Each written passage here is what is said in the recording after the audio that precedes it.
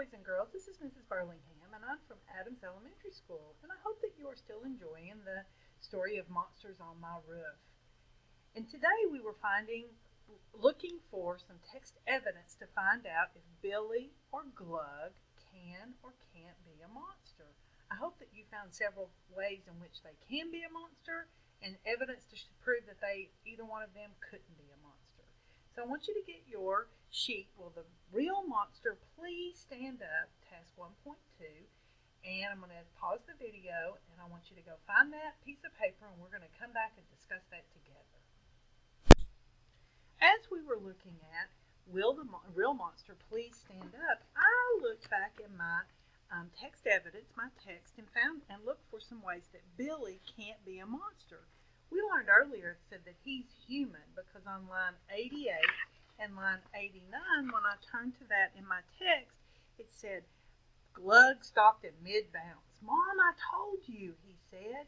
It was the human in my dollhouse. I was yelling and jumping on the bed to scare him away. And that's text evidence to prove that Billy can't be a monster. Another piece of text evidence that I found was on line 31, and I found that he's afraid, that Billy is afraid. And when I look at the text evidence here, it says, his mother tucked him under the covers again. Even if there is a monster, I'm sure he's as scared of you as you are of him. So that small piece of text evidence tells me that Billy, he's afraid. But I also found some text evidence to prove that Billy can't be a monster. On line number 93, we read earlier that he's little and ugly. And I also read on line 1 that it said here that he has a strange last name. Billy Baldersnook lived with his mother and sister in a very small house. I find that last name to be kind of odd or strange, which tells me that maybe he can be a monster. And then as I kept reading, I found out on line 39 that his mother is noisy. Let's read that together. On,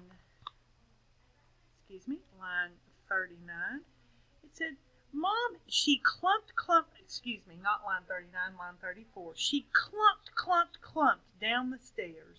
And just when Billy was starting to think she might be right. So she clumped too. So on my line, I want to put line 34. I'm so sorry. And then I also found out on line number 52 that Billy can be a monster because it says here that eek, Billy squeaked. I don't know of humans that eek, but monsters might eek. So therefore, he could be a monster. Well, let's look at Glug. It said here on line 86, the text evidence said for me that he's a fluff ball. Glug's mother roared from downstairs, Glug, Gladwillow, you little fluff ball, stop jumping on the bed. Now there's two pieces of evidence right there. It says he's a fluff ball. I don't know of any monsters who are fluff balls. Also, Glug was jumping on the bed. What monsters jump on a bed? Another piece of text evidence that I found in line 86 said that Glug had a mother, that she roared from downstairs. What monsters have a mother? So, those are some things about telling me that Glug can't be a monster. Now, can Glug be a monster? On line 83, we learned that Glug was roaring, but the monster kept thumping, and so Billy kept thumping, and the monster kept roaring. It even says here the monster kept roaring, which tells me that Glug can be a monster. Also, Glug has a very strange name. His name is Glug.